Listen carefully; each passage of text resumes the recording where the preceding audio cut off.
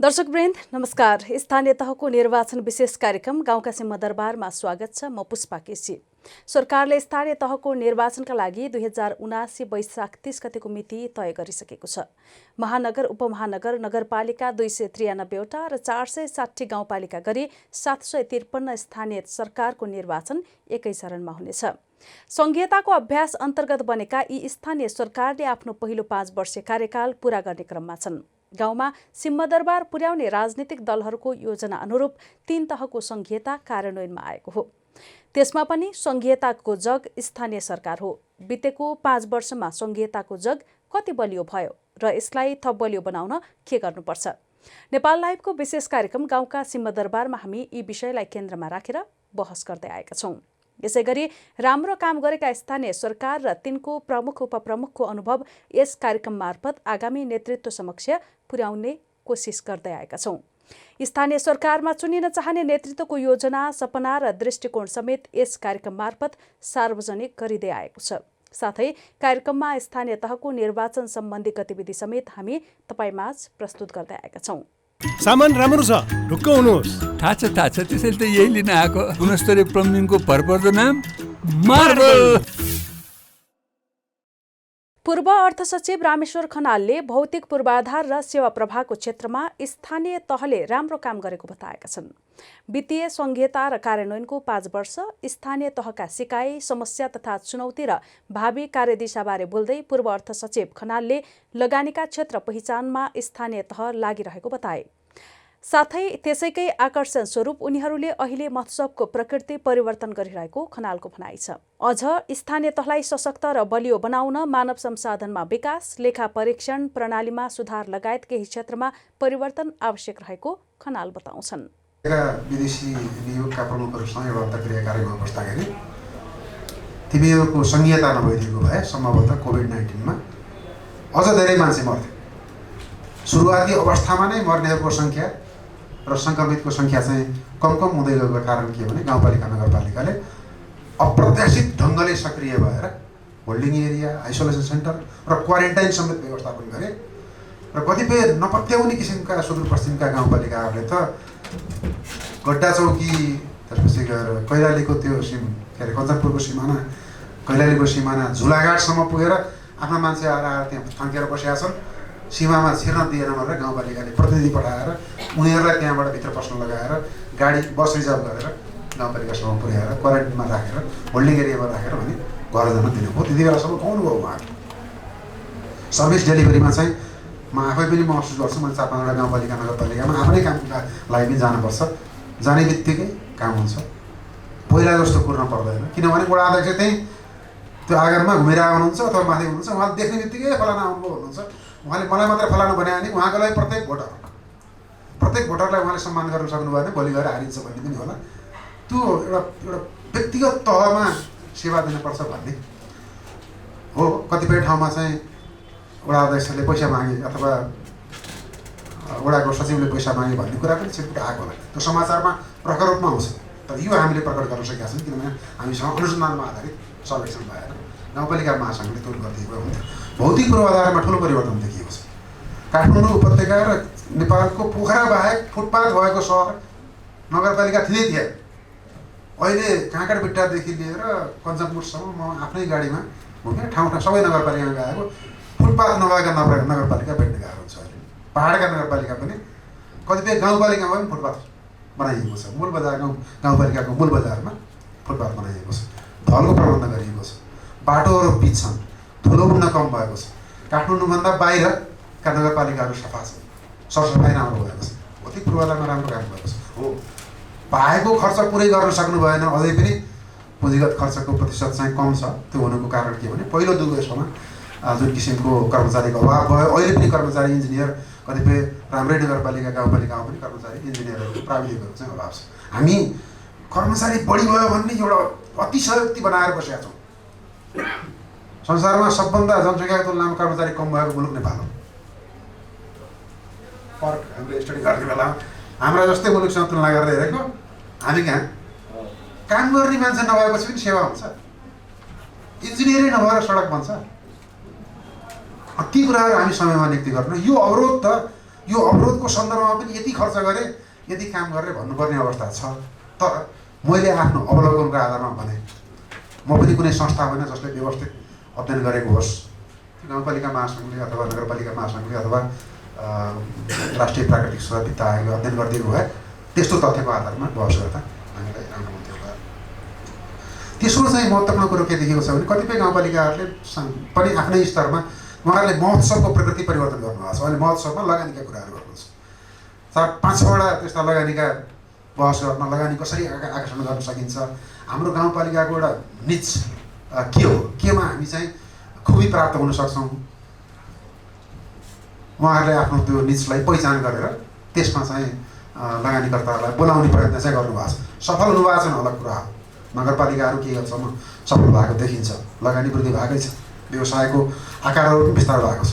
त्यसै कारणले पनि कोभिड-19को त्यत्रो सङ्कटको बेलामा पनि हाम्रो आर्थिक वृद्धि भयो। के सङ्घीय सरकारले गरेर भयो भन्ने ठान्नु भएको छ? यो त तल फङ्सनल गभर्मेन्ट थियो, त्यही भएर भएको हो। यस्तै फङ्सनल गभर्मेन्ट भएको भए त दोब्दोको बेलामा पनि हामी त्यो ऋणात्मक आर्थिक वृद्धिमा जान्थ्यौँ। हामी 2058-59 सालमा ऋणात्मकमा गयौँ, जबकि कोभिड-19को त्यत्रो क्राइसिसको बेलामा पनि हामी 2%भन्दा तल झऱ्यौँ। असाध्यै ऋणात्मक भनेको त्यही, जबकि ठप्पै थियो एकदम। उत्तरदायित्व, वित्तीय उत्तरदायित्वको सम्बन्धमा एउटा प्रश्न के कारणले उठ्यो भने महालेखाको परीक्षकको प्रतिवेदनको कारणले उठ्यो। महालेखाको परीक्षकले फेरि कहिले पनि तारिफ गर्ने कुरा गर्दै गर्दैन। नेपालमा ज्वलन्त नेपालको विकास भएर हामी के अरे विकसित मुलुकमा हयौँ, $12,000 प्रति व्यक्ति आम्दानी भयो भने पनि महालेखाको परीक्षक प्रतिवेदनमा राम्रो काम भयो भने एक वाक्य लेखिँदैन। त्यो प्रतिवेदन भनेकै खालि त्रुटिहरू खतल्ने प्रतिवेदन। समाचार के को आधारमा बन्यो? त्रुटिहरू खतल्ने प्रतिवेदनको आधारमा बन्यो। सफलता देखाउने प्रतिवेदन आउँदै आयो। अनि समाचारले के टिप्यो? बेरोजु टिप्यो। बेरोजुको 70% हिस्सा के छ? अनियमितता सम्बन्धी बेरोजु। अनियमितता सम्बन्धी बेरोजु दुरुपयोग होइन। आज उहाँहरूले यहाँ आउँदा खर्च गर्नुभयो, एउटा बिल लैजानु बिर्सनुभयो भने हामी सबै साक्षी छौँ। हामी सबै बसेर चिया पनि खाएको, यो बसेको, यो हलको पैसा तिर्नु सबै यथार्थ हो। कार्यक्रम पनि भएको, तर जब एउटा बिलको कागज नभएको कारणले अनियमित हुन्छ। दुर्भाग्यवश के भने नगरपालिका गाउँपालिकाहरूको अनियमित बेरोजुलाई अझै पनि त्यो रुजु कसरी गराउने, सम्प्रेषण कसरी गर्ने भन्ने विधि भएन। त्यो बन्दिएको भए पनि यो एरिया चाहिँ मागेर आउँथ्यो। त्योभन्दा पनि महत्त्वपूर्ण कुरो मेरो लागि के हो भने तालिम पुगेर ह्युमन रिसोर्स डेभलपमेन्टमा यति यी सामान्य कुराहरू सङ्घीय सरकारको कर्मचारीलाई बरु बेरोजु फर्सट गर्ने गाह्रो हुन्छ अथवा बेरोजु आउँछ। किनभने सङ्घीय सरकारको कर्मचारी त सर्व गरेपछि त अर्को नयाँ आएकोले उसको पालाको बेरोजु भने हेर्दै हेर्दैन। गाउँपालिका नगरपालिकामा सबै हुँदैन। म जुन नगरपालिकामा सेवा लिन गइरहेको छु गएको 25 वर्षमा त्यही कर्मचारी हो। उहाँले त नाकाको चालले त त्यही बेरोजु देखिने बित्तिकै भोलिपल्ट गर्नुहुन्छ। त्यो बेरोजु पनि महालेखा परीक्षक गएर 6 महिनापछि 8 महिनापछि देखिनुको सट्टामा कन्करेन्ट अडिट जुन हामीले भन्छौँ महालेखा परीक्षकसँग मेरो विनम्र आग्रह विगतदेखि नै के थियो भने हामी कन्करेन्ट अडिटमा जाउँ। आर्थिक वर्षको बिचमै पहिले 84 सकिएपछि अडिट सकियोस्। भारतमा त्यस्तै हुन्छ। 1 महिनापछि कार्तिक मसान्तमा सम्मको अडिट मङ्सिर मसान्तमा सकिने भने पुष मसान्तमा त बेरोजु फर्सट हुन्छ। आर्थिक वर्षको अन्तमा त केही पनि हुँदैन। त्यही भएर यसमा हामीले एउटा मानव स्रोतको विकास र अडिटिङको प्रक्रियामा र आन्तरिक नियन्त्रण प्रणालीमा केही सुधार गर्नुपर्ने छ। कर्मचारी व्यवस्थापन गर्नको निमित्त अझै पनि कर्मचारी पुगेका छैनन्। कतिपय ठाउँमा उहाँहरूको इच्छा हुँदाहुँदै पनि गाउँपालिकाको अध्यक्ष उपाध्यक्षको इच्छा हुँदाहुँदै पनि उहाँहरूले उपाध्यक्षले दिनुपर्ने न्यायिक सेवा अरू विकास सम्बन्धी कुराहरू गर्नको निमित्त कर्मचारी नपुगेका कारणले थाती भएर बसेका छन्। यदि अब यो त लिबर्टी वास्तवमा मेरो सिद्धान्त विश्वास गर्ने भने त गाउँपालिकालाई दिनु पर्छ। आफै नियुक्ति गर्छन्, बुहारी नियुक्ति गर्छ, ज्वाइँ नियुक्ति गर्छ भन्ने यो पर्सेप्सन लिएर हामी कति बसिरहने? त्यो करेक्सन तलै हुन्छ। यति ठाउँमा गर्ला पनि के भयो र? त्यही लोकल पब्लिकले नबोलिकन बस्ला त। यही कुरा सशर्त मान्छे पनि गाँसिन्छ। अब हरमजीले राम्रो कुरा गर्नुभयो, सरकार आफैले पनि यो त्यो सशर्त भन्ने बित्तिकै दुरुपयोग त्यहीँबाट प्रारम्भ हुन्छ। नक्कली काम गर्न परिहाल्यो नि। के त गाउँपालिका नगरपालिकाले विद्यालय राम्रोसँग नचलोस्, त्यो पैसा मैले अरूतिर लगाएर खर्च गरौँला भन्ने सोच्ला त? प्राथमिकता नै विद्यालयमा छ। मैले तथ्याङ्क हेर्दै थिएँ। तथ्याङ्क यो शिक्षा मन्त्रालयले फेरि सबै नेपालभरिको निकालेको रहन्छ। 15-20वटा गाउँपालिकाको तथ्याङ्क हेरेको निजी विद्यालयमा जाने विद्यार्थीको सङ्ख्या घटेर सामुदायिक विद्यालयमा जाने विद्यार्थीको सङ्ख्या यही अवधिमा बढेको छ। यो बाहिरका गाउँपालिका नगरपालिकामा जानै पर्दैन, भक्तपुरमै पनि बढेको छ। विद्यालयभित्र छिरेपछि विद्यार्थीहरू चाहिँ भित्र पस्न इच्छा गर्दैन थियो। अहिले सबै विद्यालय चिटिक्क छन्, शौचालय छ, बालिकाहरूको निमित्त एउटा अलगै कोठा प्रबन्ध गरिएको छ। त्यो सोच त आखिर सङ्घीय सरकारमा पनि सोच्न सक्ने मान्छे थिएन नि, पहिला कहिले भएको थियो। म अर्थ सचिव हुन्जेलसम्म शौचालय पनि नभएर शिक्षा मन्त्रालयलाई अर्थ मन्त्रालयको बजेट भनेर शौचालय बनाउने बजेट राखिदिएको। शिक्षा मन्त्रालयको प्रायोरिटी चाहिँ अर्कैतिर खर्च गर्ने, हाम्रो प्रायोरिटी चाहिँ होइन, शौचालय त चाहियो। शौचालय नभएको कारणले बालिकाहरूले प्रवेशिका परीक्षा पास गर्न सकेन, किनभने क्रमिक रूपमा हरेक महिना 5 दिन 6 दिन क्लास गुमाएपछि कहाँबाट त्यो प्रवेशिका परीक्षा दिने बेलामा चाहिँ त्यो क्षमता आउँछ। अहिले गाउँपालिका नगरपालिकाले गरिरहेको छ। मेरो जिल्ला पाल्पा जिल्ला जहाँ जन्मेको त्यहाँ त नगरपालिका गाउँपालिकामा पनि सामूहिक रूपमा सल्लाह गरेर निजी विद्यालय बन्द गराएर सबै सामुदायिक मात्रै सञ्चालन गरे। धादिङमा, गोर्खामा, लमजुङमा यो सर घुम्दै जाने हो र गाउँपालिकातिर पस्ने हो भने त्यो निजी विद्यालयको भौतिक सुविधाभन्दा गाउँपालिकाले सञ्चालन गरेको विद्यालयको भौतिक सुविधा राम्रो छ। विद्यार्थी पनि त्यो नगरपालिकाले प्रबन्ध गरिदिएको कारणले होला त्यो निजी स्कुलमा जाने जस्तो चिटिक्क परेर भइरहेको छ। परिवर्तन छ। यो परिवर्तनलाई हामीले डकुमेन्ट गरेर देखाउन सकेनौँ। स्वास्थ्य सेवामा सुधार आएको छ। त्यस कारणले यो सङ्घीय सरकारको मात्रै बुद्धि छ, तलको बुद्धि छैन भनेर सशर्त भनेको त के हो भने तलको बुद्धि छैन, हामीले तोकेर पठाइदिनुपर्छ भन्ने हो। अब हामी त्यसलाई छोडौँ। हो, 13वटा गाउँपालिकामा अहिलेसम्म पनि बजेट पास हुन सकेन। कमजोरी पक्कै हुन्छ। 200वटा मुलुक छन् संयुक्त राष्ट्रसङ्घमा, सबभन्दा कमजोर भनेर संयुक्त राष्ट्रले हामीलाई भन्छ। संयुक्त राष्ट्रले हामीलाई कमजोर भन्छ। हामी सङ्घीय सरकार फेरि त नगरपालिका गाउँपालिकालाई कमजोर गर्ने। हामी त्यही अन्तर्राष्ट्रिय मानसिकता लिएर बोलिरहेका छौँ कि 13वटामा समस्या छ भने के कारणले समस्या हो त्यसलाई करेक्सन गरौँ। 13वटामा समस्या भएको कारणले सबै खराब छन्, बजेट पनि समयमा पास गर्न सक्दैनन्, अहिलेसम्म भएको रकम पनि अब 83%भन्दा बढी खर्च गर्न सकेनन्। त्यो प्रश्न के हो भनेदेखि त्यहाँ सुधार गर्नु मात्रै लाग्यो। हो, केही चाहिँ पहिलो 1-2 वर्षमा उहाँहरू अलिकति झुकिनु भयो, त्यसले गर्दा पनि आम छवि नराम्रो बनेको छ। यो भ्यू टावरले अत्यन्त बदनाम गराएको छ। हामीलाई चाहिने आधारभूत पूर्वाधारमा लगानी गर्दा केही फरक परेन, तर जुन पूर्वाधार नबनाउँदा पनि केही फरक पर्दैन थियो। एउटा प्राइड, इगो देखाउनको निमित्त मात्रै र यो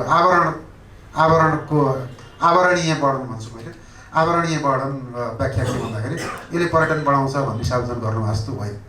हो, पुम्दी-भौमीको एउटाहरूको ठाउँमा उहाँहरूले शिवको बनाउनु भयो, त्यसले पर्यटन पक्कै बढाउँछ।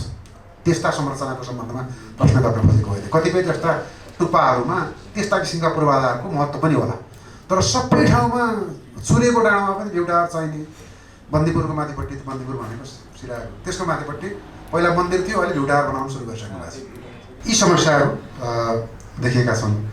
2टा कुरा मात्रै थपेर भन्न चाहन्छु। एउटा, राजस्व बाँडफाँडको सन्दर्भमा अझै पनि हामीले गृहकार्य गर्नुपर्ने छ। त्यसको साथसाथै प्राकृतिक स्रोतको उपयोग र बाँडफाँड वास्तवमा अझै पनि पर्याप्त गृहकार्य भएको छैन।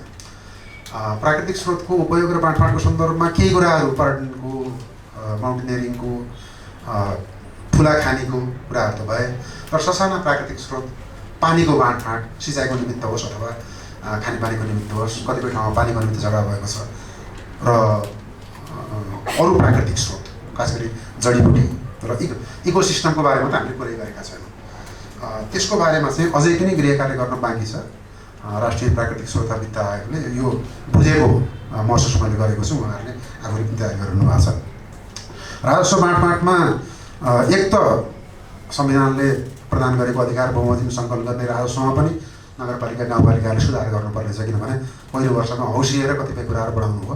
कतिपय कुराहरू चाहिँ ज्यादै त्यो ट्याक्स कम्प्लाई गर्छु भन्दाखेरि पनि मान्छेलाई असहज जस्तो, अप्ठ्यारो जस्तो होइन। अनि गाउँपालिका नगरपालिकाले झन् व्यवसाय बढाएर राजस्व बढाउनु पर्ने ठाउँमा व्यवसायलाई सुरु गर्ने, सञ्चालन गर्ने गाह्रो पारिदिएको जस्तो त छ। त्यो चाहिँ देखिन्छ। दोकानको प्रकृतिको हिसाबले गर्छ। काहीँ राख्यो भने एक थरीको, काहीँ राखेन, लिपस्टिक राख्यो भने अर्को थरीको, कस्मेटिक्स के हो, एउटै दोकानमा सुरु गरेर राख्यो भने अनि कुन चाहिँ कर तिर्ने भन्ने झमेला कतिपय ठाउँमा भएको। त्यही भएर यो राजस्वमा सिम्प्लिफिकेसन गर्ने, सङ्घीय सरकार र प्रदेश सरकार बिचको बाँडफाँडमा यो मूल्यवृद्धि करको अन्तशुल्कको 15-15 भन्ने कुरा मलाई त्यही बेला पनि चित्त बुझेको थिएन। मूल्यवृद्धि कर भनेको त स्थानीय उपभोगको कारणले हुने हो। त्यसको अधिकांश हिस्सा तल दिँदाखेरि सङ्घीय सरकारलाई के घाटा हुँदैन, किनभने कम्प्लायन्स पनि बढ्छ। उसको स्रोत बढ्ने बित्तिकै त उसले आफैले गएर मूल्यवृद्धि करको अनुगमन गर्छ। धेरै मुलुकहरूमा त सङ्घीय सरकारले राख्ने सेयर कम। हामी डेनमार्क जाँदा हामी त्यही देख्यौँ होइन, नगरपालिका गाउँपालिकाले कलेक्सन गरेर सङ्घीय सरकारलाई दिन्छ। सङ्घीय सरकारले 30% पाउँछ, नगरपालिकाले 70% पाउँछ। हाम्रो उल्टो, सङ्घीय सरकारले 70%, भारतभन्दा पनि उल्टो छ कि हाम्रो। भारतको त 50-50 छ। हालाकि भारतले अब तल गाउँपालिकालाई दिँदैन, सिधै प्रदेशबाट जान्छ। त्यो राजनीतिक संहितामा अझै कुरा गर्नु बाँकी छ। राजनीतिक संहितामा पनि मलाई चित्त बुझेको छ होइन, त्यो पछि कुनै बेला खै त्यो राजस्व बाँडफाँडमा अलिकति काम गर्नु बाँकी छ। र वित्तीय उत्तरदायित्वको सम्बन्धमा अब हामी असल काम गर्दा पनि किन बदनाम नगरेर हामी आफै पनि खोजौँ, हजुर आफैले पनि खोजेर हामीले त्यसमा समाधान फेला पार्न सक्छौँ। सङ्घीय सरकारले बाबुराम सुवेदीजी हुनुहुन्छ, उहाँ असाध्यै मेहनती अधिकृत हो नेपाल सरकारको। पेफा 2वटा पेफा तपाईँले गर्नुभयो होइन, कि एउटा मात्रै गर्नुभयो? अहिले चाहिँ के भने ठुला नगरपालिका र ठुला गाउँपालिकाले आफ्नै पेफा गरे पनि हुन्छ। त्यो गर्दैन बित्तिकै कहाँ समस्या रहेछ भन्ने कुरा थाहा हुन्छ। उसले त्यसले एउटा चस्माले त्यो एक्सरेले अथवा सिटी स्क्यानले देखाए जस्तो त्यसले चाहिँ देखाउन सक्छ। अनि त्यहाँनिर गएर हामीले हिट गर्न सक्छौँ। त्यो कुराहरू गर्नुपर्छ र मानव स्रोत विकासको निमित्त हामीले गर्नुपर्ने थुप्रै कामहरू छन्। यसैगरी पूर्व मुख्य सचिव डाक्टर सोमलाल सुवेदीले स्थानीय तहले लोकप्रिय वितरणमुखी कार्यक्रम बढाउँदै गयो भने खर्च नधान्ने जोखिम उत्तिकै रहेको बताएका छन्। राजस्वको क्षेत्रमा अहिलेसम्म सम्भाव्यता अध्ययन नभएको भन्दै सुवेदीले स्थानीय कर एकाडेमीको स्थापना गर्नुपर्नेमा जोड दिएका छन्। पहिलाभन्दा सेवामा पहुँच बढाएको छ। ओडासँग पालिकासँग होइन, ओडासँग नागरिक खुसी भएको पाइयो। अब कोही अपवाद बाहेक, त्यो त अपवादलाई जनरलाइज गर्ने हाम्रो चलन छ पहिलादेखि। र पहिलाभन्दा रकम पनि धेरै बढाएको छ। म 53 सालमा सुर्खेतमा एलडी हुँदा जिल्ला विकास 1 करोड पनि हुँदैन थियो विकास अनुदान। अहिले त कति छ, पालिकाले 50 करोड त गरिराखेको छ। त्यो हिसाबले पनि वित्तीय हस्तान्तरण अथवा वित्तीय स्रोत प्राप्तिको तुलनामा नतिजा कति भयो भनेर पनि हेर्नुपर्ने अवस्था छ। यद्यपि धेरै राम्रा कामहरू भएका छन्। अब कोलाबोरेसनमा पनि गएको छ। यो तर लोकप्रिय कार्यक्रम वितरणमुखी कार्यक्रममा जाँदा भोलि यसले एनार्किजम ल्याउँछ कि खर्च नजान्ने कुरा ल्याउँछ कि भन्ने जोखिम पनि छ। त्यो कुरालाई पनि हामीले चाहिँ विचार गर्नुपर्ने छ। खास गरेर चुनौती उहाँले भन्नुभएको छ। मुख्य कुरो चाहिँ सङ्घीय मन्त्रालयले बनाउनु पर्ने मापदण्ड कति बनाए, सेवा प्रवाहमा के भयो, सङ्घीय मन्त्रालय कति छरिता भए, बजेट प्रणालीमा चाहिँ होइन उनीहरूको चाहिँ नेसनल लेभियाथान कहाँ झऱ्यो, यी कुराहरू खोज्न जरुरी छ। अब अलिकति रासोको कुरा गर्दा सम्भाव्यता अध्ययन भएको छैन। पालिका वाइज पोटेन्सियालिटी स्टडी नभइकन रासो उठाएन भन्न नि पाइँदैन। रासो पढाएकै छैन लोकल ट्याक्स त केही पाउँदैन। विगतमा हामीले खापा सटे राखेर जीविसको ट्याक्स उठाएका मान्छे हौँ हामी। अहिले धेरै कुरा भएको छ, तर खाली कुरा के हो भने ट्याक्स रेट हाई बनाउने कि ट्याक्सको बेस फराकिलो बनाउने भन्ने कुरा चाहिँ ट्रेनिङको जरुरी छ। स्थानीय तहको रासो बढाउने छुट्टै ट्रेनिङ सेन्टर राख्ने भन्दै जग्गा त जोगाइयो, तर अहिले गएर सभा बस्यो। त्यो लोकल ट्याक्सको एकाडेमी नै चाहिन्छ छुट्टै। त्यो अब अहिले भएकै कुनै एकाडेमीले गर्छन् जस्तो मलाई लाग्छ छैन। विगतमा पनि थिएन, अहिलेको पनि यो छैन। त्यस कारण ट्याक्स पढाइ नै भएको छैन त कसरी हुन्छ। अब अर्को चाहिँ यो हायरिङ एन्ड फायरिङको सिद्धान्त मैले अघि नै भनिसकेँ। हाम्रो चाहिँ अलिकति धेरै मान्छे माथि राख्यौँ। 27वटा विभाग मात्रै सङ्घमा राख्ने, अरू चाहिँ प्राविधिक जनशक्ति प्रदेशमा पठाउने अनि कोलाबोरेसन गर्ने भन्ने थियो। त्यो चाहिँ भएन। तैपनि एउटा कुरा चाहिँ के हो भने अब यस्ता पेपरहरूमा चाहिँ सङ्घीय तहबाट अनुभूत गरेका विषय के हुन् भन्ने कुरा चाहिँ हामीले खोजेर चाहिँ राख्नुपर्ने अवस्था छ। करको हकमा चाहिँ मलाई थाहा छैन। खालि एउटा इस्यु यो फेसबुक र गुगलले चाहिँ 57% चाहिँ विज्ञापन कर लिन्छ अरे, विज्ञापन उठाउँछ अरे संसारमा। हाम्रो यो कसले उठाएर के गरेछ, मोबाइल खोल्यो कि विज्ञापन आउँछ, अनलाइन हेऱ्यो कि विज्ञापन आउँछ, टिभी हेऱ्यो कि विज्ञापन आउँछ। त्यो चाहिँ वास्तवमा प्रदेश र पालिकाले सेयर गर्ने मेकानिजम पोलिटिकल लबिङ हुन जरुरी छ जस्तो मलाई लाग्छ। त्यसको स्ट्याटस म अपडेटेड छैन वास्तवमा होइन। अब यहाँ खर्च सुधारको क्षेत्र सरकारको दक्षता भन्नुभएको छ बाबुरामजी, ठिक हो। संहिताको एउटा अपेक्षा के हो भने सरकारहरू दक्ष हुन्छन् भन्ने हो। त्यता उन्मुखसन मात्रै छन्। समग्रतामा हेर्दाखेरि चाहिँ अब वित्तीय संहिता भनेको समग्र संहितामा जोडिने विषय हो। मैले अघि भने 7वटा पिलरको विधा चाहिँ विश्लेषण र सुधार गर्नुपर्छ। अब यो चाहिँ एकदम राइट टाइम हो।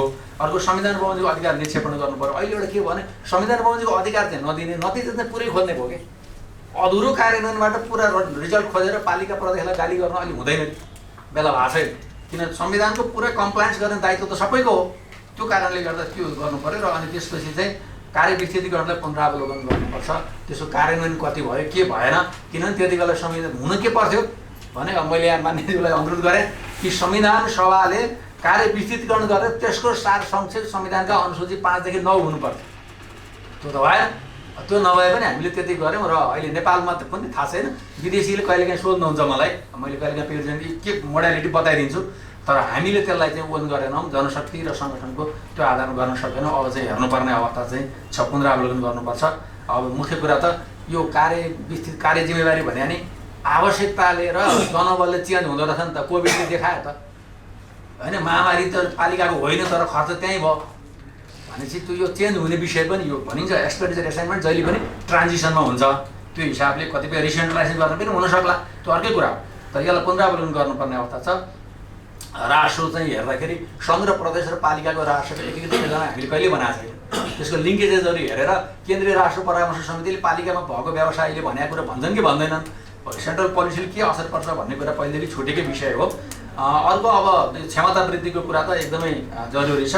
लर्निङ एटिच्युड अब हामी सबैसँग अलिक कम छ होइन, प्लेटोले हिसाबहरू 300 वर्ष अगाडि लिडरको बेसिक क्वालिटी के हो भन्दा लर्निङ एटिच्युड भन्थे। अब हाम्रो चाहिँ अब हामी अलिकति पदैन विद्वानको संस्कारमा हुर्केका छौँ, त्यो हिसाबले क्यापासिटी सबैको चाहिन्छ र डेलिभरी डेफिसिटलाई कसरी सम्बोधन गर्ने यो चाहिँ जरुरी छ।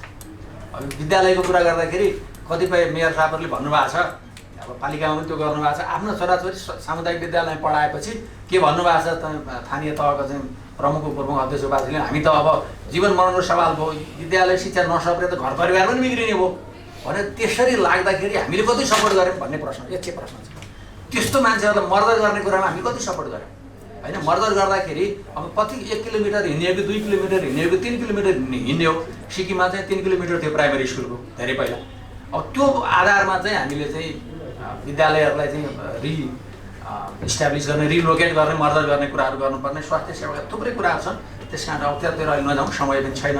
त्यो कुराहरू धेरै राम्रो कुरा भएको छ। अब प्रशासन सुधार चाहिँ हाम्रो 51 सालदेखि छायामा परेको छ र यो कारणले गर्दाखेरि चाहिँ अब यो रेस टु बटम भन्छ फेडरलिजमले खोज्ने भनेको, म त देखेको त पहिला वडालाई स्ट्रेन्थेन गर्नु सकेसम्म, वडाबाट जति धेरै सेवा भयो त्यति धेरै चाहिँ पालिकामा भिड कम हुन्छ। नजिकको सरकार त्यही हो र म फेरि के पनि भन्छु भने स्थानीय निकाय पुनर्संरचना गर्ने बेलामा शीर्ष तहलाई मैले धेरै सुझाव दिँदाखेरि के भनेको थिएँ भने त्यति बेलाको गाविसले दिने सेवा चाहिँ वडाले दिने हो भनेरै कन्भिन्स गराएको हो। मोरलेस त्यो लाइनमा छ पनि होइन। त्यो हिसाबले हेर्दाखेरि रेस टु बटम त्यहाँ जानु पर्यो। जनशक्तिको कुरा, सेवा प्रवाहको वैकल्पिक आयाम हामीले हेर्ने र कहिलेकाहीँ असल कुरा भन्दा खराबी विभाजन हुन पुग्छन् कि जस्तो पनि देखिन्छ, त्यो कुरा चाहिँ हेर्नुपर्ने छ। वित्तीय हस्तान्तरण संविधानमा चाहिँ गर्नुपर्ने कुरामा ध्यान दिनुपर्छ। आर्थिक अनुशासनको कुरा र क्वालिटी लेजिस्लेसनमा विशेष ध्यान दिनुपर्ने कुरा छ। योजना पद्धति त अहिले विध्वंस छ। अहिले चाहिँ मैले भनेको सुझाव मैले सकिनँ त्यति बेला, हुन त अब कर्मचारीको चासै हुँदैन भन्ने आरोप पनि हुँदैन। र म के दाबी गर्छु भने संहितामा संविधान जारी भएपछि कर्मचारी जति धेरै अरूले गरेकै छैन। कार्य विस्तृतीकरण हेर्नुहोस्, मन्त्रालय बढाउन नदिने कुरा पछि भत्किँदै गयो, अर्कै कुरा हो। र अर्को कुरा चाहिँ के हो भने मैले 14औं योजना बनाउने बेलामा के भनेको थिएँ भने म पनि योजना आएको पदेन सदस्य थिएँ। मैले के भनेको थिएँ भने अधुरा योजना सकौँ त्यो बेला प्लान होलिडे गरौँ, अधुरा योजना सकेपछि राफसाफ भएपछि अनि सुरु गरौँ भनेर सकियो। तर अहिले के भयो भने 14 स्टेप प्लानिङ प्रोसेस पनि छैन। अब अहिले चाहिँ यो चाहिँ एकदम दोहोरो तेह्रो भएको कारणले गर्दा अनि खुद्रा योजनामा बढ्ता चाहिँ जाने पोलिटिकल पोर्क ब्यारलिङ चाहिँ एकदमै बढाएको छ अहिले योजना। त्यो कारणले त्यसलाई कसरी घटाउने भन्ने कुरा चाहिँ बजेट छलफलमा कुरा राख्नुपर्छ होला होइन। अब अर्थ मन्त्रालयले त्यो कुरा हेर्नु पर्यो, किनभने अर्थ मन्त्रालयले आफ्नो तजिज अधिकार मात्रै कायम रहेछ भनेर चित्त बुझाउने होइन कि बाहिर के भएको छ भनेर नि हेर्नुपर्ने अवस्था चाहिँ छ है। त्यो प्लानिङ प्रोसेसको हकमा चाहिँ अब संसदीय समितिको कुरा त मैले अघि नै भनिसकेँ। अब राजनीतिक दल र निर्वाचित पदाधिकारी बिच पनि यो पैसा सैसा खर्च गर्ने गराउने कुराहरूमा चाहिँ अलिकति विचार गर्ने समय हुन जरुरी छ। किनभने अब दलका ठुला मान्छे गएपछि पालिकाका मान्छेले गाडी लिएर त्यतै हिँड्ने धेरैचोटि देखिहाल्छ, त्यो त सामान्य कुरा हो। त अरू प्रभाव दबाव के छ भन्ने कुरा र क्वालिटी काम गर्न नदिएको कुरा पनि अलिकति दलका प्रतिनिधि र निर्वाचित प्रतिनिधिको छुट्टै छलफल गऱ्यो भने रमाइलो आउँदो रहेछ। मैले एउटा कार्यक्रममा हेरेको थिएँ, त्यो खालको अन्डरस्ट्यान्डिङ पनि जरुरी छ। पोलिटिकल पार्टी चाहिँ अलिक क्वालिटीको हुनु पर्यो र त्यहाँ चाहिँ डेमोक्रेटाइजेसन हुनु पर्यो भन्ने कुरा हो। अब अर्को चाहिँ संविधानका मूल मर्मको आधारमा चाहिँ शासन सञ्चालन गर्नुपर्छ भन्ने सबैले सोच्नु पर्यो। र वित्त परिषद विषयगत समिति जुन छ नि, अन्तर्प्रदेश परिषद, अनि त्यसपछि आएर चाहिँ प्रदेश समन्वय परिषद जुन छ नि यिनीहरूको काम चाहिँ फिस्कल फेडरलिजममा यिनीहरूले काम गर्न औपचारिकता मात्रै बढ्ता भएको देखिन्छ। यी प्रभावकारी हुनुपर्छ भनेर ऐनले भनेको छ, भएको छैन। र समन्वय सम्बन्धी ऐन 2077 को चाहिँ 18वटा सिद्धान्तको परिपालन कति हो त्यो छुट्टै अडिट गर्नुपर्ने जस्तो छ। त्यहाँ अतिक्रमण नगर्ने, बजेट के गर्ने आदि इत्यादि थुप्रै कुरा छ नि होइन, मौलिक हकको कुरा, त्यो कुरालाई अलिकति बित्ता अहिले पनि कतै के अरे फिस्कल फेडरलिजमले छुन्छ होला। र मैले अघि नै भने योजनाको वर्गीकरण गर्नु र पालना गर्नु चाहिँ जरुरी छ। अब अर्को चाहिँ सङ्घीयता अनुरूप सङ्घीय तहमा केन्द्रमा कति सुधार भयो, ती निकायहरू संवैधानिक निकायदेखि सङ्घीय मन्त्रालयहरूले कसरी गरेर समग्रमा राजनीतिक नेतृत्वले कसरी लिइरहेछ भन्ने कुरा हेर्नुपर्ने हुन्छ। र अल्टिमेटली पोलिटिकल लिडरसिपले संविधान उहाँहरूले बनाएको, उहाँहरूले कार्यान्वयन गर्ने कुरामा बढ्दाभन्दा बढ्दा चाहिँ प्राथमिकता दिएर ओन गर्दैको अवस्थामा हुन्छ। यस्तै अर्थ समितिका सभापति कृष्ण दाहालले माथिका सरकारमा बस्नेहरूले सशर्त अनुदानको दुरुपयोग गर्दै आएको बताएका छन्।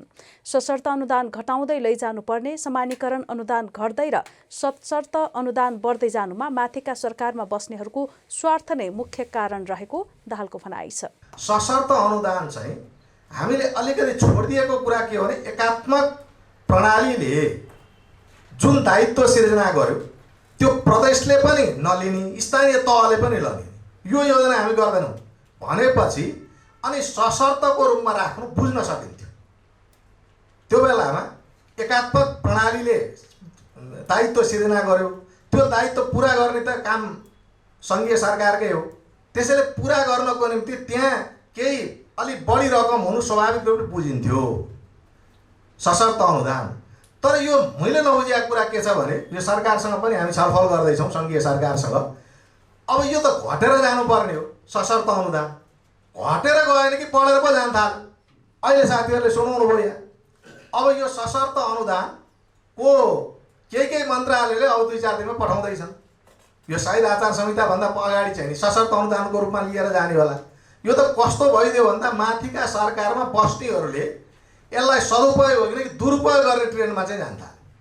आफ्नो निर्वाचन क्षेत्रलाई प्रभाव कायमै राख्न अनि आफ्ना कार्यकर्ताहरूलाई मोबिलाइज गर्न चाहिँ सशर्त अनुदान चाहिँ त्यसमा पो रूपान्तरित हुन थाल्यो क्या। त्यसैले यो हुनुपर्ने के थियो भन्दा अब हाम्रा 753वटा गाउँपालिकाहरू भए त्यसका सबैका चाहिँ डाटाहरू आउनु पर्यो। हाम्रो राष्ट्रिय मानक के हो त्यो निर्धारण गर्नु पर्यो। त्यो राष्ट्रिय मानकमा कुन कुन पुगेको छैन त्यो नपुगेको त फाइन्ड आउट हुन्छ नि डाटा भएपछि। अनि उनीहरूलाई चाहिँ त्यहाँ पुग्नको निम्ति यो सशर्त अनुदान दिनुपर्ने हो।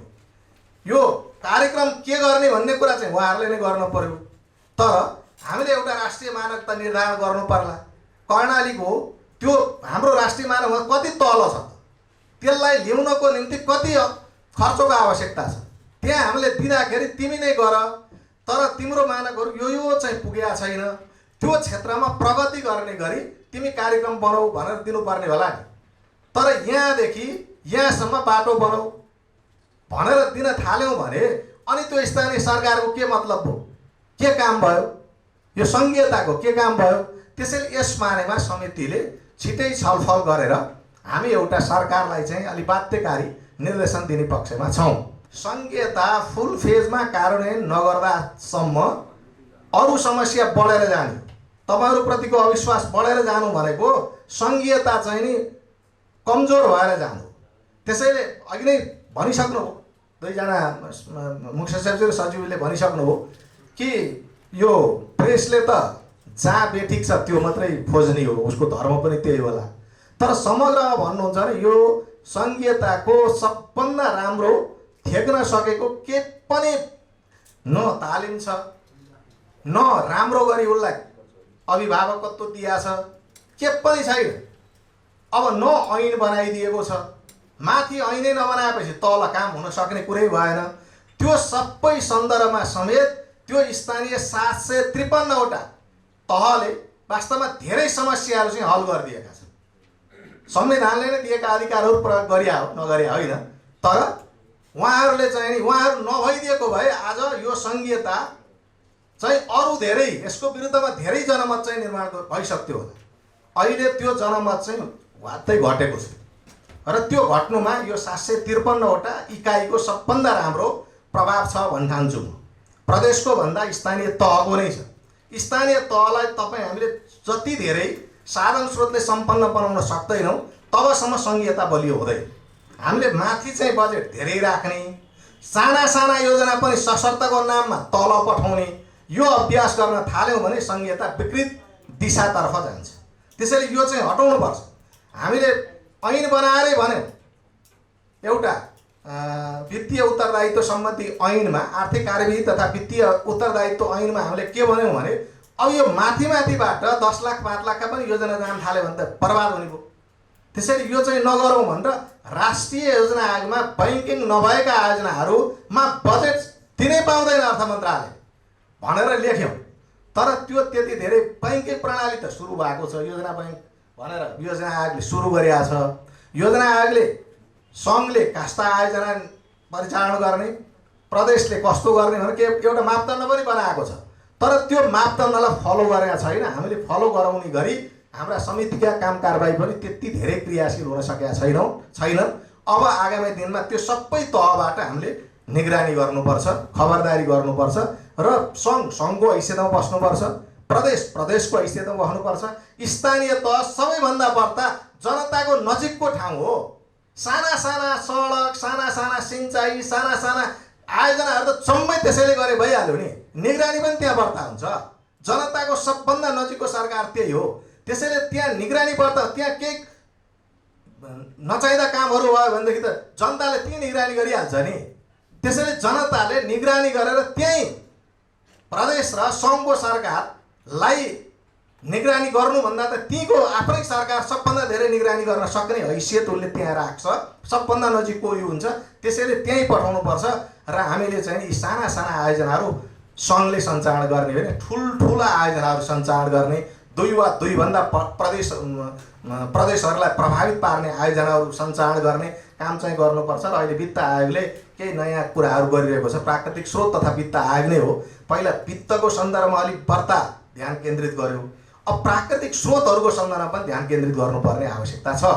यो धेरै ठाउँमा हामी धनगढी पुग्यौँ, झापा पुग्यौँ, जहाँसुकै पनि ढुङ्गा गिटी बालुवाको सबभन्दा ठुलो समस्या यो चाहिँ तपाईँ हामी राजनीतिक कर्मी समेत त्यसमा इन्भल्भ भएको देखिन्छ अप्रत्यक्ष रूपमा। यो सिडिओले मात्रै तल आउन नसक्ने भयो। यो यस्तो खालको समस्या छ र यो समस्याले कहाँसम्म पुर्यायो भन्दा हाम्रा चाहिँ निर्माणको लागत पनि बढाएर लिएर गयो, त्यो खोला नालामा विकृति पनि बढाएर लिएर गयो। अर्कै खालको संस्कृति छ त्यहाँ। हेर्नुहोस्, त्यहाँ आर्थिक रूपले नयाँ संस्कृति जन्मिया छ। त्यहाँ अलि ठुला ठुला बगरमा मोटरसाइकल र ट्र्याक्टरहरू अनि मान्छे कस्ता कस्ता मान्छे त्यहाँ हुन्छन् भनिसाध्यै छैन। त्यसले तपाईँ हामीले चाहिँ मिहिनेत गरेर जुन कमाउनु पर्छ त्यहाँ कम मिहिनेतले धेरै कमाएको। त्यसैले एउटा विकृत खालको संस्कृति त्यहाँ जन्मिएको छ। त्यसलाई नियमन गर्नको निम्ति हामीले वन मन्त्रालयलाई कुरा पनि गर्यौँ। तपाईँले एउटा ऐन ल्याउनुहोस्, यो प्राकृतिक स्रोतभित्र तपाईँ राख्नुहुन्छ, वन्य स्रोतभित्र पनि राख्नुहुन्छ। त्यसैले यसलाई चाहिँ सङ्घीय मामिला मन्त्रालय र वन मन्त्रालय भएर यो एउटा चाहिँ ऐन ल्याउनुहोस्। ऐन ल्याएर यसलाई नियमन गरौँ, जनताको सम्पत्ति बनाउँ। यसलाई त्यहाँ सबै तहको सरकारको एउटा कम्पनी खोलौँ। कतिवटा चाहिने हो, हाम्रो आवश्यकता कति हो, 500 हो कि 1000 हो कि उत्खनन क्षेत्रहरू चाहिँ 2000 हो कि कति हो, त्यो फाइन आउट गरौँ। अनि त्यसपछि एउटा कम्पनी मोडलमा गएर सबैको अनि त्यो सम्बन्धित प्रभावित एरियाका जनताको समेत सहभागितामा चाहिँ एउटा कम्पनी मोडलबाट अगाडि बढियो भने यसले केही दिन्छ। नत्र आज 10 लाख लिएर पसिया मान्छे 1 वर्षमा 10 करोड कमाउन सक्ने भएपछि त त्यहाँ विकृति नजन्मे कहाँ जन्मन्छ? त्यहाँ सबभन्दा धेरै ठुलो विकृति छ र त्यहाँ राजनीतिक कर्मी हामीहरू समेत चाहिँ नि त्यसमा एकदम सग्लो भएर ननिस्कने अवस्था छ। कर्मचारी तन्त्रमा पनि त्यो समस्या छ। त्यसैले यो समस्या हो। एकले अर्कालाई दोष लगाउनुभन्दा पनि यो सङ्घीयता बलियो बनाउनको निम्ति अब केही सबैतिरबाट कमजोरी भएको छ, राजनीतिक तहबाट पनि प्रशासनिक तहबाट पनि। यस्तै अर्को प्रसङ्ग, राष्ट्रिय योजना आयोग 7वटै प्रदेशका योजना आयोगका पदाधिकारी तथा प्रतिनिधि, स्थानीय तह पदाधिकारी तथा प्रतिनिधि बीच योजना तर्जुमा, कार्यान्वयन, अनुगमन तथा मूल्याङ्कन प्रणालीका विषयमा समीक्षा गरिएको छ। गाउँपालिका राष्ट्रिय महासङ्घको समन्वय र बागमती प्रदेश नीति तथा योजना आयोगद्वारा आयोजित चैत 7 र 8 गतिको छलफलले परिणाममुखी र उत्पादनमूलक योजना तर्जुमालाई सहज तुल्याउनका निम्ति आयोजना छनौटको मापदण्ड र आयोजना ब्याङ्कको प्रभावकारी कार्यान्वयनको व्यवस्था गर्नुपर्नेमा जोड दिएको छ। थप जानकारी बागमती प्रदेश नीति तथा योजना आयोगका उपाध्यक्ष डाक्टर कृष्ण पन्तबाट। परिणाममुखी र उत्पादनमूलक योजना तर्जुमालाई सहज तुल्याउनका निम्ति आयोजना छनौटको मापदण्ड र आयोजना बैङ्कको प्रभावकारी कार्यान्वयनको व्यवस्था गर्नको निम्ति पहल गर्ने भन्ने छ कि यसमा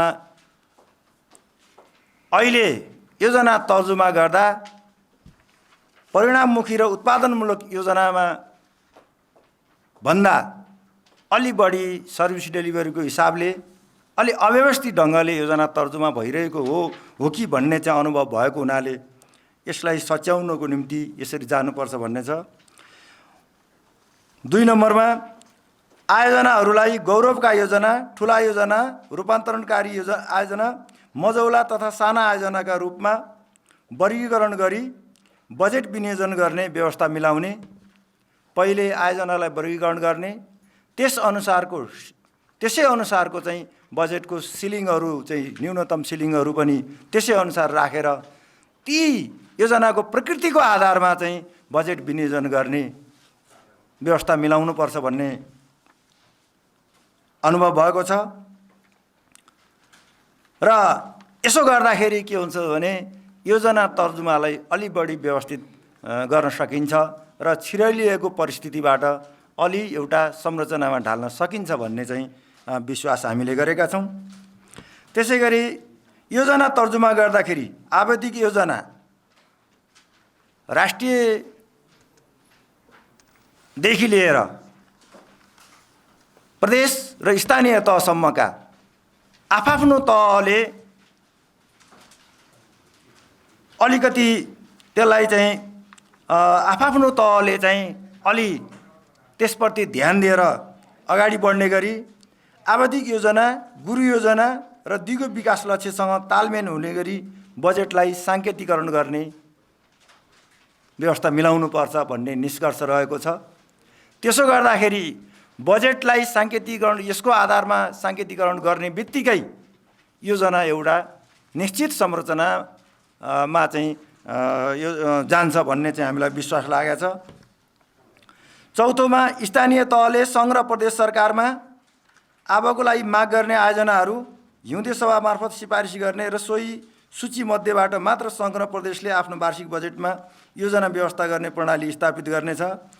राष्ट्रिय योजना 5औँमा राष्ट्रिय योजना आयोगले आउँदो आवको महत्त्वपूर्ण आयोजना तथा कार्यक्रमहरू र यसमा प्रदेशले खेल्नुपर्ने भूमिकाबारे प्रदेश नीति तथा योजना आयोगहरूलाई फागुन मसान्तभित्र जानकारी गराउने र यसै गरी प्रदेश नीति तथा योजना आयोगले सङ्घीय र प्रादेशिक लक्ष्य, प्राथमिकता र आयोजना तथा कार्यक्रमको बारेमा चैत्र मसान्तभित्र स्थानीय तहको योजना संरचनालाई अनिवार्य रूपमा जानकारी गराउने र आगामी वर्ष सञ्चालन गर्ने योजनाको सूचीलाई अन्तिम रूप दिने यो प्रक्रियालाई अगाडि बढाइयो भने योजना तर्जुमालाई अलि सहज हुन्छ र यसलाई दोहोरोपनलाई चाहिँ हटाउन सकिन्छ र यसलाई चाहिँ कार्यान्वयनको दिशामा उचित ढङ्गले लान सकिन्छ भन्ने विश्वास हामीले गरेका छौँ। 6 नम्बरमा स्थानीय र प्रदेश तहको प्रतिवेदन प्रणालीलाई एकीकृत र व्यवस्थित गर्न राष्ट्रिय योजना आयोग र प्रदेश नीति तथा योजना आयोगले भूमिका खेल्नु पर्यो भन्ने चाहिँ निष्कर्ष निक्लिएको छ। त्यसलाई यो प्रतिवेदन प्रणालीलाई एउटा खालको फ्रेमवर्कमा राखेर नै त्यसलाई चाहिँ साझा फ्रेमवर्कमा राखेर चाहिँ अगाडि बढाउनुपर्छ भन्ने चाहिँ निष्कर्ष निक्लिएको छ। र 7 नम्बरमा अन्तर प्रदेश समन्वय परिषदमा र प्रदेश समन्वय परिषदमा स्थानीय तहबाट गर्ने प्रतिनिधित्व प्रणालीमा प्रधानमन्त्री र मुख्यमन्त्रीद्वारा मनोनयन गर्दा सङ्घ महासङ्घसँग परामर्श गर्नको निम्ति अनुरोध गर्नुपर्छ भन्ने निष्कर्ष निक्लिएको छ। अर्को गैर बजेटरी योजनाहरू निरुत्साहित गर्ने, वार्षिक योजना तर्जुमाभन्दा पहिले डिपिआर समेतका पूर्व तयारी भएका र लागत अनुमान समेतका पूर्व तयारी गरिएका आयोजनालाई प्राथमिकताका साथ बजेट विनियोजन गर्ने व्यवस्था चाहिँ हामीले त्यसलाई अलिकति प्रभावकारी बनाउनको निम्ति त्यसो गर्नुपर्छ भन्ने लागेको छ। जसले गर्दाखेरि आफ्नो मनखुस चाहिँ बजेट विनियोजन गर्ने योजनाहरू हाल्ने कुरा र जसको कारणले गर्दा योजना कार्यान्वयनमा ढिलाइ त्यस्तै गरेर गुणस्तर खस्किने इत्यादि समस्याहरूबाट हामी अलि मुक्त हुन सक्छौँ भन्ने हामीलाई लागेको छ। र अर्को चाहिँ 9 नम्बरमा अहिले श्रावणबाट चाहिँ हाम्रो आर्थिक वर्ष सुरु हुन्छ। तर श्रावण महिनाबाट आर्थिक वर्ष सुरु हुँदाखेरि त्यो बजेट निकासा हुने, फेरि त्यसमा लगत इस्टिमेट इत्यादि सारा कुराहरू हुने र यो सबै प्रक्रियामा जाँदाखेरि चाहिँ कार्यान्वयनमा ढिलाइ हुन गएर असार मसान्तमा चाहिँ एकदम एउटा असारे विकास भनेर यहाँ पत्रकारहरूले पनि धेरै चर्चामा ल्याउने गर्नुभएको छ। त्यो असारे विकासको यो उसबाट चाहिँ अब्जसबाट मुक्त हुन सकिन्छ कि र योजनालाई ठिक ढङ्गले कार्यान्वयन गर्ने र बेलैमा कार्यान्वयन गर्न सकिन्छ कि भनेर यसलाई चाहिँ यो क्यालेन्डरलाई चाहिँ पुनरावलोकन गरेर त्यसलाई चाहिँ नेपाली नयाँ वर्ष अनुसार हुने गरी कानुनी प्रबन्ध मिलाउन नेपाल सरकारसँग चाहिँ अनुरोध गर्नुपर्छ भन्ने निष्कर्ष निक्लिएको छ। र 10 नम्बरमा सार्वजनिक खरिद ऐन र नियमावलीलाई पुनरावलोकन गरी वैज्ञानिक र व्यावहारिक बनाउनु पर्ने।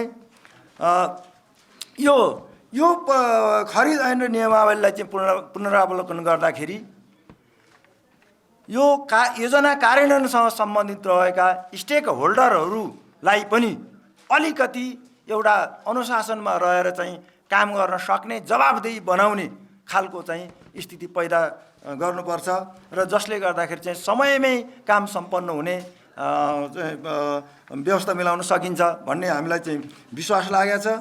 र 11मा प्रदेश तथा स्थानीय तहमा सङ्घीय सरकारले खटाउने कर्मचारीहरू कम्तीमा सामान्यतः 2 वर्ष सरुवा नहुने प्रबन्ध मिलाउने र स्थानीय र तह र प्रदेशलाई आवश्यक पर्ने जनशक्ति उपलब्ध गराउन आवश्यक व्यवस्था गर्नुपर्ने।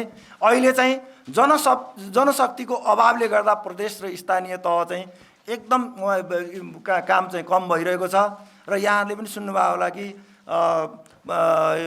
यो पुँजीगत खर्च पनि कम हुने त्यस्तो खालको अवस्था सिर्जना चाहिँ भएको छ। त्यसको एउटा कारण भनेको चाहिँ जनशक्तिको अभाव पनि हो।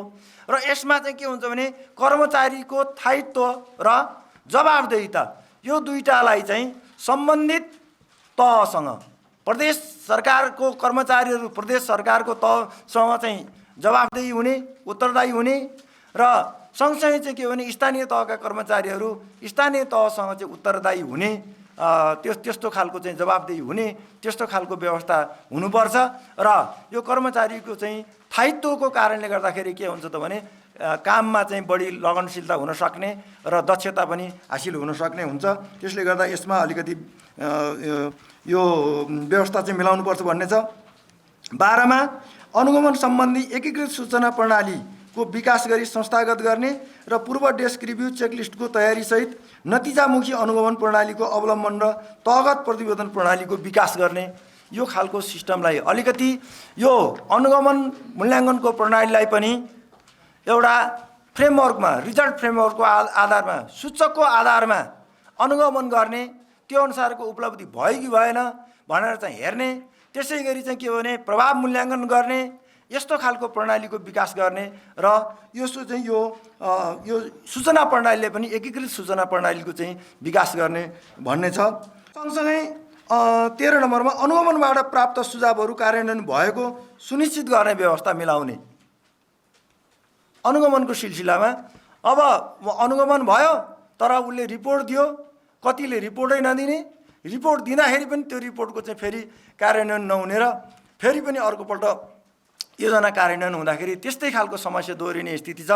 त्यसले गर्दाखेरि हामीले योजना तर्जुमाको सवालमा पनि एकीकृत आयोजना सूचना प्रणालीको व्यवस्था गर्ने, सङ्घ, प्रदेश र स्थानीय तह जसमा एकले अर्काको योजनाहरू के छन् भनेर थाहा पाउन सक्ने व्यवस्था मिलाउने, कार्यान्वयनको सवालमा पनि कार्यान्वयनको अवस्था के छ भनेर एउटा चाहिँ आयोजना कार्यान्वयन सूचना प्रणालीको चाहिँ व्यवस्था गर्ने, जुन सूचना प्रणालीमा आधारित रहेर चाहिँ सबैले के हुन्छ भने हाम्रो कुन आयोजनाको अवस्था चाहिँ कहाँनिर पुगेको छ, कुन स्टेजमा त्यो आयोजना पुगेको छ, त्यसको कार्यान्वयनको अवस्था के छ भनेर चाहिँ जानकारी पाउन सक्ने अवस्था सिर्जना गर्ने र सँगसँगै अनुगमनको सम्बन्धमा पनि त्यस्तै खालको चाहिँ सूचना प्रणालीलाई व्यवस्थित गर्ने। यसरी गर्दाखेरि चाहिँ एउटा नयाँ ढङ्गले हामीले यो योजना तर्जुमा योजना कार्यान्वयन र योजना अनुगमन र मूल्याङ्कनको सम्बन्धमा देखिएका समस्याहरूलाई समाधान गर्दै यसलाई चुस्त र प्रभावकारी बनाउन सकिन्छ भन्ने विश्वास हामीलाई लागेको छ। दर्शकवृन्द, आजलाई स्थानीय तहको निर्वाचन विशेष कार्यक्रम गाउँका सिंहदरबार यति नै। हाम्रा अन्य कार्यक्रम नेपाल लाइभको Facebook page, YouTube channel, Twitter र हाम्रो वेबसाइट नेपाललाइभ.com मा पढ्न र हेर्न सक्नुहुनेछ। नमस्कार।